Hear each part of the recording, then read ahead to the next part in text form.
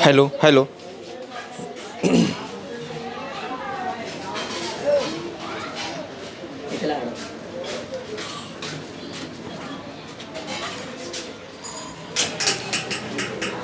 Hello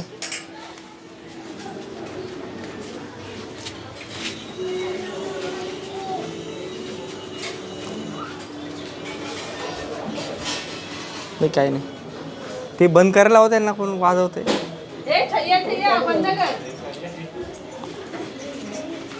हो बंद करा ना. इंटरव्ह्यू चालू आहे. तुमच्या घरीच वाटतं. असू द्या आता कोणाला तुम्ही थांबवणार.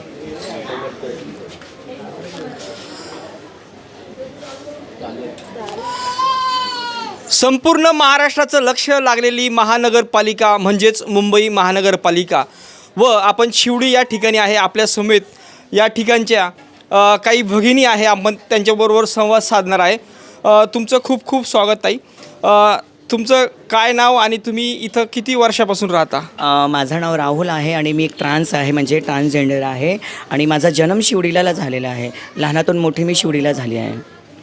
या ठिकाणी विकासाच्या मोठमोठ्या गप्पा मारल्या जात आहे की भारत 3री क्रमांकाची महासत्ता बनणार आहे.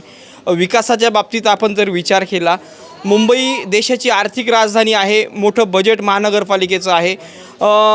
ही एक झोपडपट्टी आहे. तुम्हाला नेमके काय वाटतं नेमकं विकासाच्याबद्दल?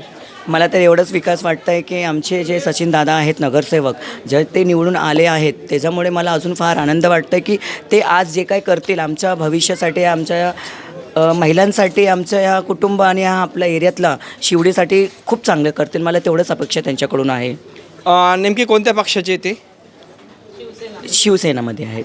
शिवसेना म्हटल्यानंतर कोण म्हणतं खरी खोटी, नेमकी कोणती शिवसेना? पण उद्धव ठाकरे.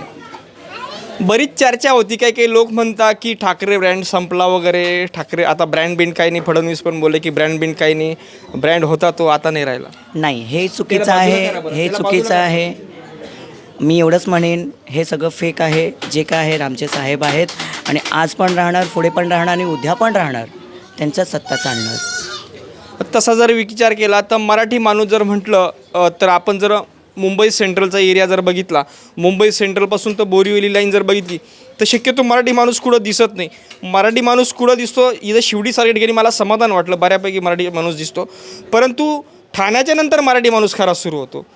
काय वाटतं नेमकं? या ठिकाणी उत्तर भारतीय भरपूर आहे, असले तरी काही हरकत नाही आहे, परंतु मराठी माणूस इथून कमी व्हायचं कारण काय? कसं आहे, आपला विरोध नाही कोणाला. मला खूप अभिमान आहे. मी पण उत्तर भारतीय आहे आणि मी पण एक UP-वरून बिलॉंग करते, पण ते मला महाराष्ट्र खूप प्रिय आहे. का माहीत आहे, मी महाराष्ट्रामध्ये जन्मलेले आहे आणि मला मराठी म्हणणं खूप अभिमान आहे. आणि आज परत बघायला गेलं तर भरपूर जणं असं मारवाडी गुजराती लोक येऊन आज आपला महाराष्ट्रावर कब्जा करत आहेत. तरीही मी एवढंच म्हणेन, मराठी माणसं जागावा आणि आपल्या मराठीचा शब्दाचा जाणीव ठेवा. एवढंच मी पहिल्यापासून म्हणत आले.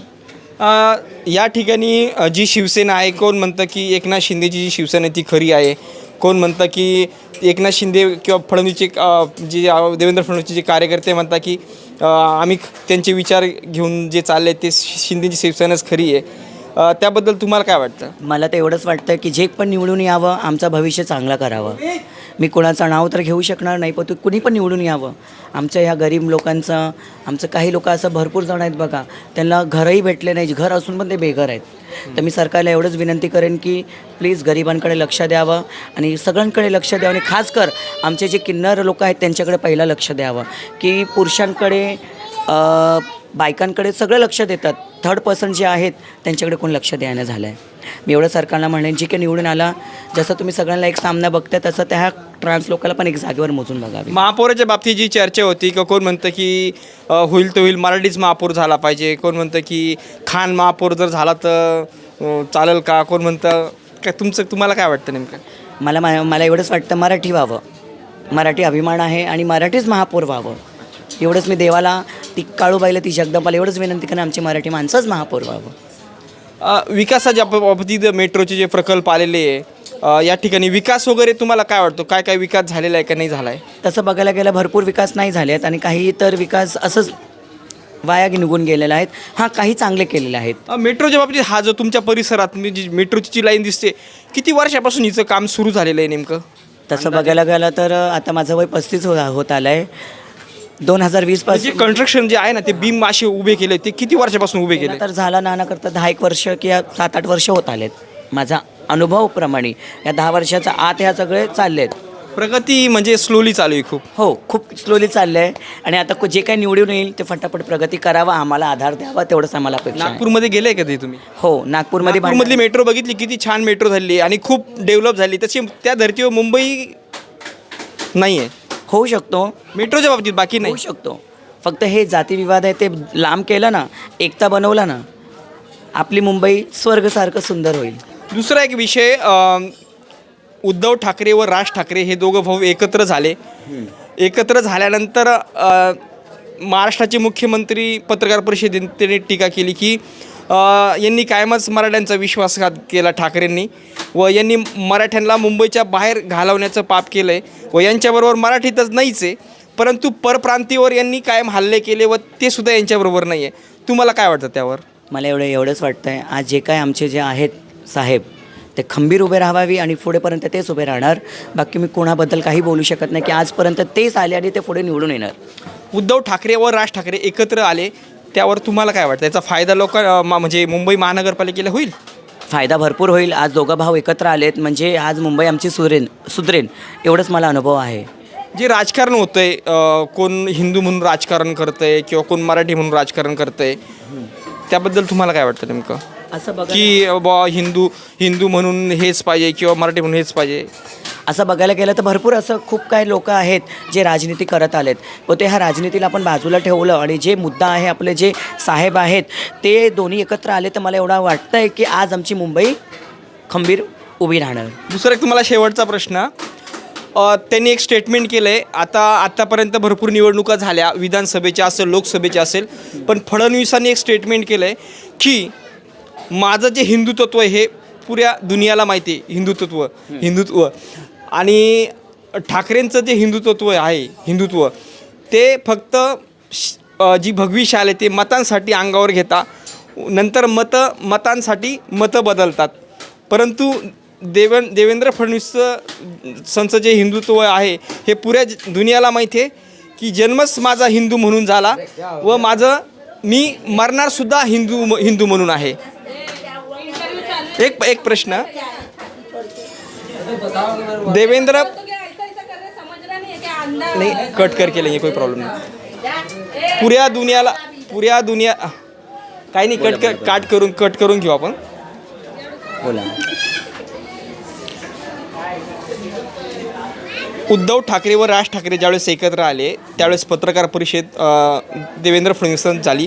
त्यात त्यांनी आत्तापर्यंत भरपूर निवडणुका झाल्या, परंतु अगदी आक्रमक पत्रकार परिषद झाली. त्यामध्ये ते बोलले की उद्धव ठाकरेंचं जे हिंदुत्व आहे हे फक्त मतांसाठी आपल्या अंगावर भगवी शाल घेता, नंतर मतांसाठी आपले मतं परत बदलावता. परंतु माझं हिंदुत्व आहे जे हे पूर्ण दुनियाला माहिती आहे का माझा जन्म हिंदू म्हणून झाला व मी मरणार पण हिंदू म्हणून आहे. कसं आहे, आज ते दोघं भाऊ एकत्र आलेत. मला एवढंच वाटतं आहे की कोणी काही बोलू द्या, त्याच्याशी आपल्याला संबंध नाही आहे. फक्त एवढंच मला वाटतं की ते दोघं एकत्र आलेत म्हणजे आपली मुंबई पूर्ण पहिल्यासारखी सुधारणा होणार. आणि हिंदू राष्ट्र, हे राष्ट्र सगळं खूप काही बोलत आले. पहिला मराठी राष्ट्र, आपले मराठी माणसं पहिले पुढे. आता एक प्रचार करण्यात येतो आहे, करण्यात येतो आहे की फॉरेन कंट्रीमध्ये जे मुस्लिम आहे काय वागताय. एक प्रचार आहे, भीती दाखवलं ते. एक फॉरेन कंट्रीमध्ये मुस्लिम काय वागताय, बांगलादेशमध्ये हिंदूंची काय परिस्थिती झालेली आहे, मुस्लिम राष्ट्रांमध्ये काय परिस्थिती आहे. त्याच्यामुळं हिंदू जे धर्म आहे, आपले लोक आता जागरूक झाले. आता लोकसभेमध्ये सुद्धा भाजपला पसंती दिली, विधानसभेमध्ये पण दिली. त्याच्यामुळं मुंबई महानगरपालिकेमध्ये सुद्धाच भाजपच अशी एक प्रचार केला जातो आहे, भीती दाखवल्या जाते. कसं आहे, आता बाहेर देशात जे कांड होतं आहे तर काही लोक ह्या देशात पण करायला बघत आहेत. पण आपल्याला एवढं खंबीर राहायचं की आपले मराठी माणसं ही चुकी कधी होऊन देऊ नको आणि कधी होणार पण नाही. जातीविवादी हे सगळं जे काय आहे त्याला स्टॉप करता पाहिजे. आणि विषय राहिला आपले सरकार पण खंबीर राहिलं ना, ते हे जे चाललेत ना हिंदू मुस्लिम जे काय विषय चालले ते सगळं जागेवर स्टॉप व्हायला पाहिजे. आपलं सरकार पहिलं मेन मुद्द्यावर उभं राहिलं पाहिजे. आणि आता मला एवढं वाटतं की आपले साहेब आलेत म्हणजे ते हे जे त्रास आहे ते बंद होणार. विषय कळाला का तुम्हाला मी काय म्हटलो? उत्तर मला अपेक्षित भेटलं, परंतु फॉरेन कंट्रीमध्ये मुस्लिमांची काय परिस्थिती आज, बांगलादेशमध्ये हिंदूंवर काय झालं आहे, तसं मुस्लिम देशांमध्ये सुद्धा तसं आता आपले हिंदू धर्मवाले जागे झाले. लोकसभेमध्ये सुद्धा भाजपचं सरकार चांगलं आलं आहे, महाराष्ट्रामध्ये पण भाजप आलं आहे, व आता ह्या महानगरपालिकेतसुद्धा हिंदू सगळे एक होत आहे. असा विषय प्रश्न. कसं सगळं एक होत आहेत मान्य आहे दादा, सगळेजण आज एक होत आहेत. काय होत आहेत? पण आता मराठी मुद्दा पण हे होतोय. हां, आता मराठी मुद्दा पण आला आहे ना, पण तो प्रथम आपला मराठी मुद्दाच पुढे घेतला जाणार ना.